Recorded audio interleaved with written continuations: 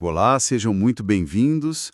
Hoje a gente vai mergulhar de cabeça nos bastidores de uma história que, olha, acho que todo mundo conhece, Stranger Things. Com certeza. Mas o nosso material de hoje é bem especial.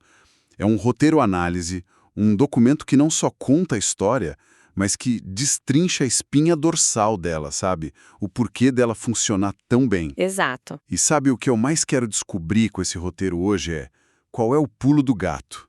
O que os criadores fizeram na estrutura que fez essa série virar o fenômeno que a gente conhece? É uma ótima pergunta, porque vai muito além do o que acontece. A gente vai investigar o como e principalmente o porquê. Isso. Esse material que a gente tem em mãos é como se fosse o mapa do tesouro da narrativa. Ele permite a gente entender as engrenagens por trás da cortina, né? E ele já começa propondo uma ideia central, uma provocação. A história não é sobre monstros que vêm de fora, mas sobre o que acontece quando o nosso próprio mundo já não é mais um lugar seguro. Exato. E isso me leva à pergunta que vai guiar a nossa conversa hoje, que é: quem é o verdadeiro monstro em Stranger Things? É a criatura, aquela coisa assustadora do mundo invertido, ou é algo que já estava escondido em Hawkins o tempo todo, só esperando uma chance para aparecer? Vamos usar as pistas que esse roteiro nos dá para tentar desvendar esse mistério. Perfeito. E, para começar a responder isso, a gente precisa olhar para o ponto de partida. A forma como a história constrói a cidade de Hawkins é fundamental. É o retrato daquela cidadezinha americana perfeita dos anos 80, sabe? Sim, total. Aquele lugar onde todo mundo se conhece, as crianças andam de bicicleta na rua até tarde. Uma calmaria que é quase um personagem na história. Uma calmaria que a gente já sabe que não vai durar, né? É aquela paz que parece quase frágil. O roteiro pinta um quadro que é intencionalmente sonolento para que o barulho do que vem a seguir seja, assim, ensurdecedor. E esse barulho começa com uma coisa muito simples e aterrorizante: o desaparecimento de um garoto, o Will Byers. Ele some, como o texto descreve, sem deixar rastro. E é aqui que a genialidade da estrutura começa a aparecer. A história se divide, imediatamente, em duas frentes de reação, quase dois universos paralelos de percepção. De um lado, você tem os adultos, a polícia, os pais, todos procurando uma explicação lógica. Fugiu de casa, foi sequestro, eles estão presos no mundo das regras, das possibilidades racionais. Enquanto isso, do outro lado, você tem os amigos do Will. E para eles a lógica não importa tanto, né? Não mesmo. É aquela coisa, né? Quando a gente é criança, a gente acredita mais no que a gente sente. Os adultos precisam de provas, de um relatório. As crianças só precisam de uma bússola que ficou maluca, para saber que o mundo virou de cabeça para baixo. Elas sentem, como o texto aponta, que algo está muito, muito errado. E essa intuição é a bússola verdadeira deles. Exatamente. E essa intuição infantil é o que abre a porta para o sobrenatural na trama. São eles os primeiros a encontrar a 11, a menina misteriosa. A descrição dela na análise é muito precisa. Ela não é só uma criança perdida, ela é quase um fantasma.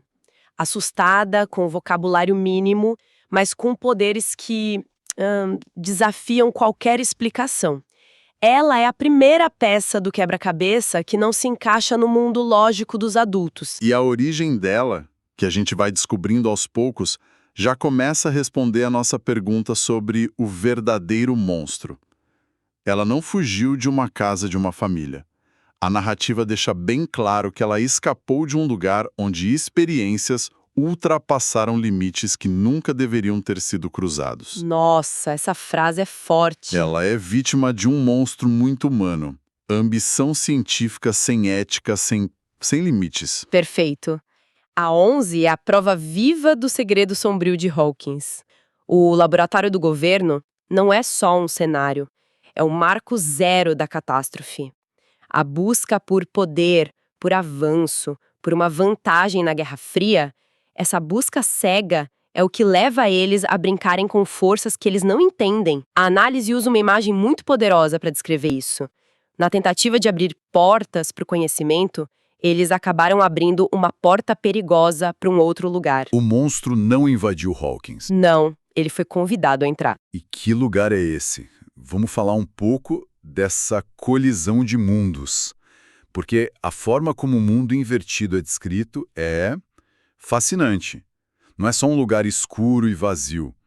A análise enfatiza que ele é vivo, hostil e reage à presença humana. Isso muda tudo. Uhum. Não é um espaço inerte, é um ecossistema predador. Mas o que me intriga é, o roteiro explica por que ele é hostil? É uma maldade consciente ou é mais como um animal selvagem, que não é mau, apenas caça para sobreviver? Essa é a beleza da construção de horror aqui. A narrativa é muito inteligente em não dar uma resposta definitiva, sabe? A ambiguidade é muito mais assustadora. É verdade. Se fosse um demônio com um plano, a gente poderia tentar entendê-lo. Mas se for só um predador de um ecossistema alienígena, então nós somos apenas comida. A hostilidade dele parece ser puramente instintiva, o que torna qualquer tentativa de negociação ou entendimento inútil. É o medo do desconhecido na sua forma mais pura. E a história explora esse medo de formas diferentes para cada personagem. É aqui que a gente vê a estrutura narrativa funcionando a todo vapor, com as investigações paralelas. A mãe do Will, a Joyce, está vivendo um filme de terror psicológico dentro da própria casa. Totalmente. Luzes que piscam, o telefone que chia. Ela está sentindo a interferência desse outro mundo, mas ninguém acredita nela. Ela está sozinha, operando na base da fé e do instinto. Sim, e é nesse ponto que a análise que a gente está usando introduz uma ideia muito interessante, que é um recurso clássico de suspense.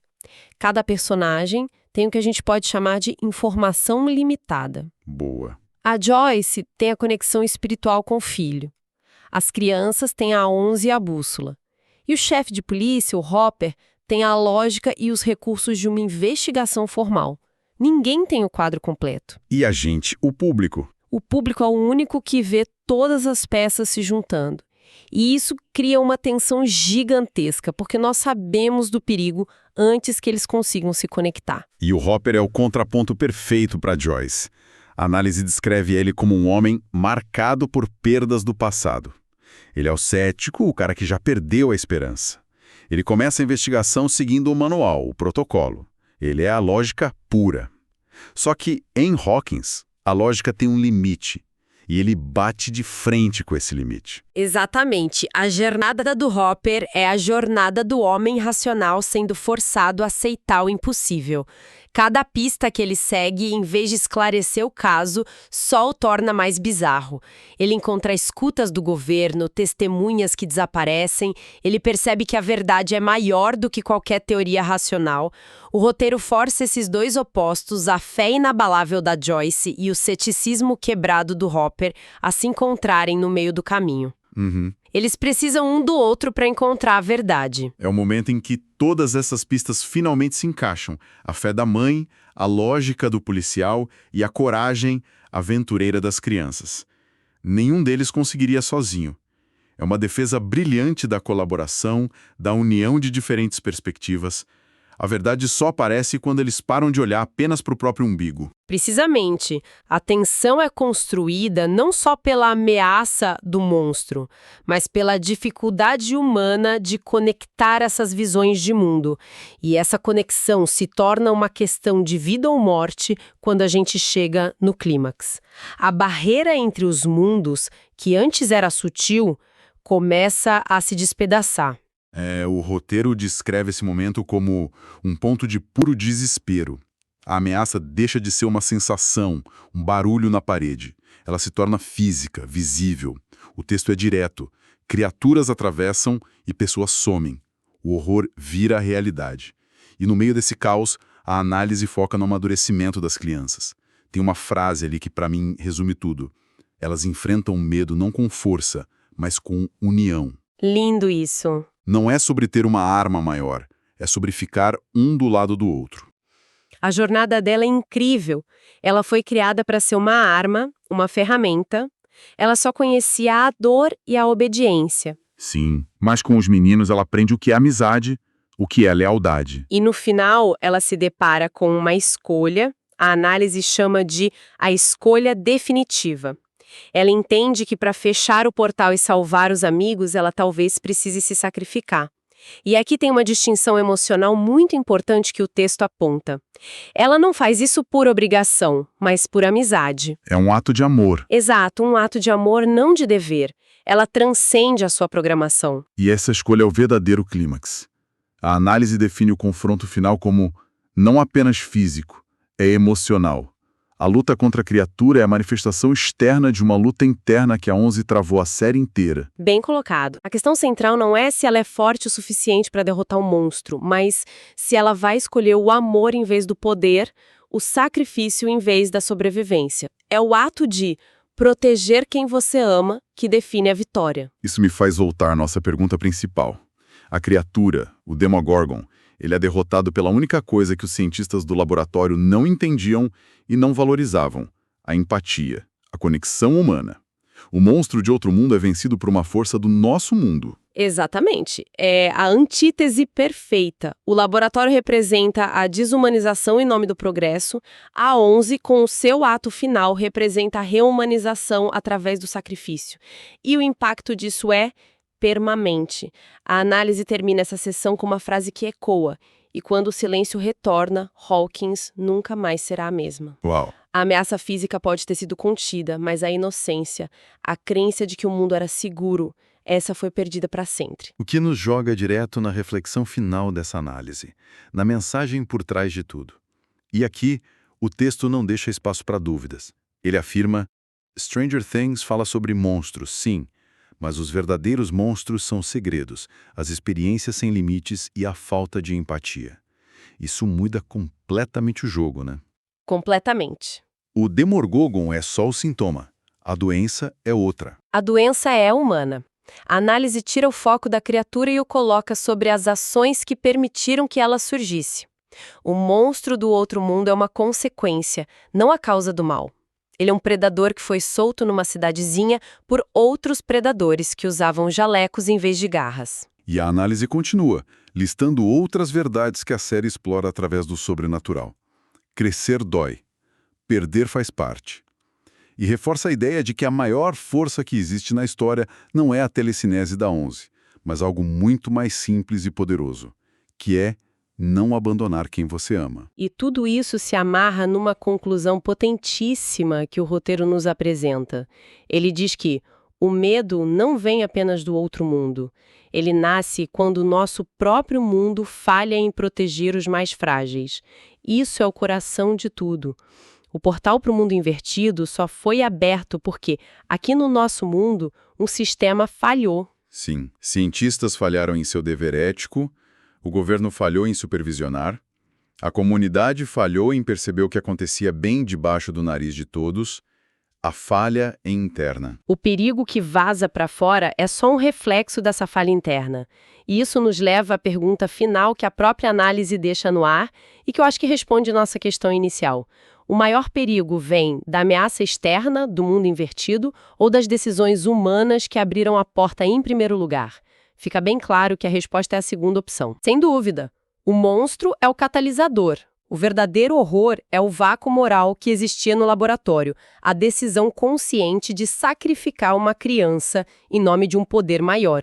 Isso é muito mais assustador do que qualquer criatura, porque é real, a gente sabe que isso acontece. Então, fazendo um balanço da nossa conversa, fica claro: a força de Stranger Things, como esse roteiro análise nos mostrou, não está só no suspense ou na nostalgia dos anos 80. Esses são os veículos. A verdadeira potência está em como a história usa esses elementos para explorar o que é de mais humano em nós: a dor da perda, o poder da amizade e a coragem que pessoas comuns encontram quando decidem enfrentar o desconhecido juntas. A gente começou perguntando quem era o monstro, e a estrutura da história nos guiou para uma resposta bem desconfortável. O monstro mais perigoso é aquele que nós mesmos criamos. É a síntese perfeita. E para fechar, eu queria deixar um pensamento, uma provocação, que essa análise me despertou. A história aponta o dedo para um laboratório onde a ciência, uma ferramenta criada para o progresso, para o entendimento, foi longe demais. Sim. Se o medo nasce quando o nosso mundo falha em nos proteger, o que acontece quando as próprias ferramentas que criamos para entender e controlar o mundo, seja a ciência, a tecnologia, a política, se tornam a fonte dessa falha? O que acontece quando o nosso desejo de conhecimento abre portas que, uma vez abertas, a gente descobre que não tem mais o poder de fechar. Stranger Things se passa nos anos 80, mas essa pergunta nunca foi tão atual. E agora eu quero saber de você. Você acha que o maior perigo de Stranger Things vem do outro mundo? Ou das decisões humanas? Comenta aqui embaixo e vamos conversar.